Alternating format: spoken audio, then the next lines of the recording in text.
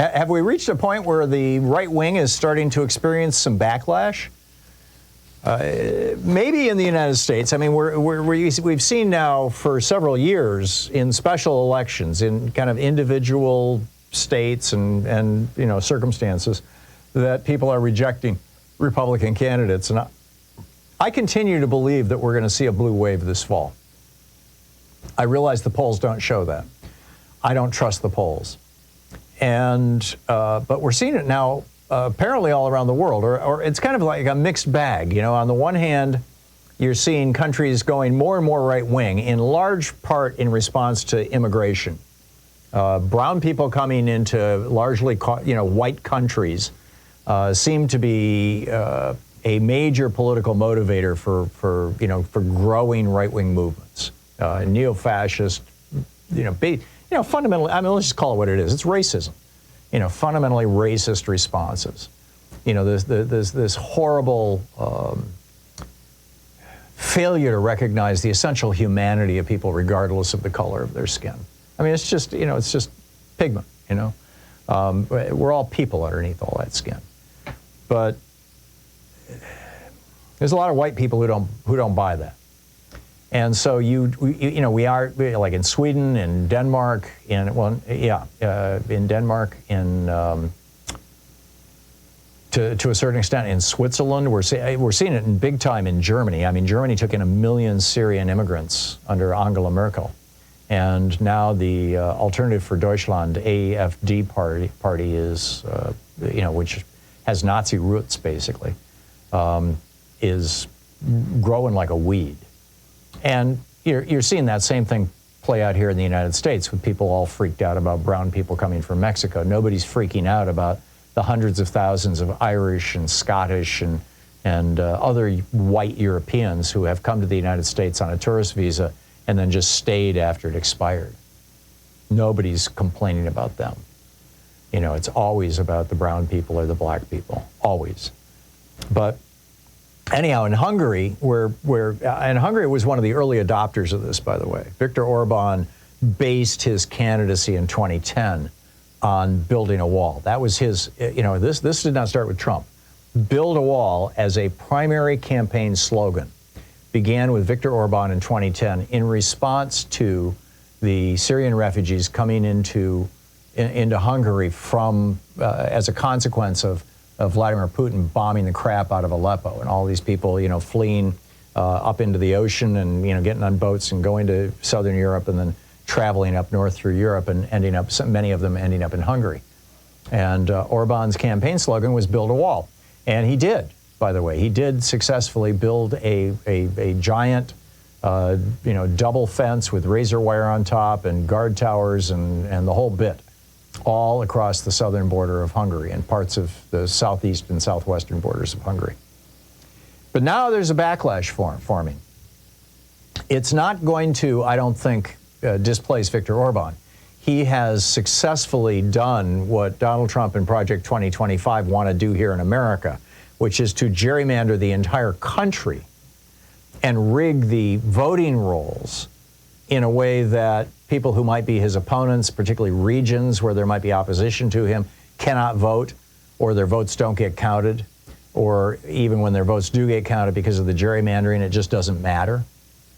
So, Orban has done that, and this is not a serious challenge to his leadership of the country, but it is they are taking out Orban now. In fact, there's this one particular guy, his name is Magyar, is his last name. Peter Magyar. And he's a political newcomer. And just in the last 3 months, I mean, he's only been on the stage 3 months now, and 10,000 people showed up in Hungary's second largest city, Debrecen, over this last week to basically protest Orban. To protest, he is shot, this is a quote from The Guardian, he has shot to prominence in less than 3 months by pledging to end official corruption and reverse the declining quality of life in the country. He spoke to this huge crowd. He said, today the vast majority of the Hungarian people are tired of the ruling elite, of the hatred, apathy, propaganda, and artificial divides. Hungarians today want cooperation, love, unity, and peace. He used to be in the Fidesz party, in Orban's party.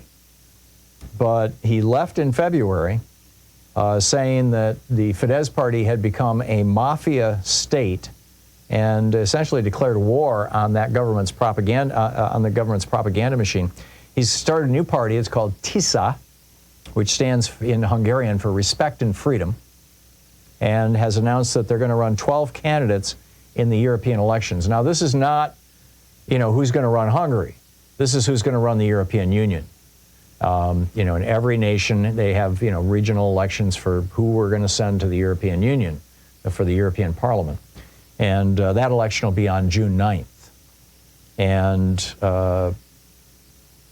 they're going to run 4 candidates in local council elections in Budapest. And that's going to be, that's going to be also in June. It's going to be a real test. Meanwhile, in Great Britain over the weekend, we saw the Tories, the Conservative Party, just get smashed. I mean, just wiped out. Louise and I spent a couple hours on Sunday while we were doing other things, but we had BBC on. And the reporting was just amazing. I mean, mayor races all across the country, only one of them went to the Tories. Local district races. I mean, this is amazing.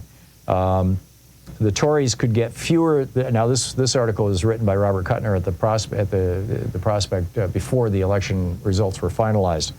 My apologies for not having a more recent piece here, but he writes, the Tories could get fewer than 100 seats in the next House of Commons compared to their current 345. So he notes, in a charming detail, former Prime Minister Boris Johnson, whose government altered the election law to require voters to produce photo ID, see, the Republican tricks are traveling all around the world, right? Forgot his ID and was turned away from a polling place. They didn't let Boris Johnson vote. Rishi Sunak, who right now is the British Prime Minister, he writes, is even less popular than his hapless predecessor, Liz Truss, whose tenure only lasted 49 days after she rammed through unfunded tax cuts for the morbidly rich. So, the Conservatives are going down in flames in the UK as well. And I honestly think we're going to be seeing this fall. I think there's a lot of surprises coming.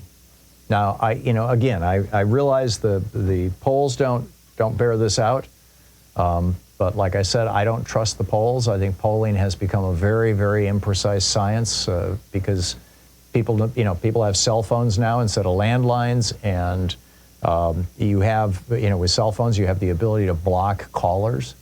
I assume Android phones have the same ability that my Apple iPhone has, which is you can just say block all unknown callers. If somebody is not in your contact list, the phone simply does not ring. It just immediately goes to voicemail. And this is making it really hard for pollsters to do their polling.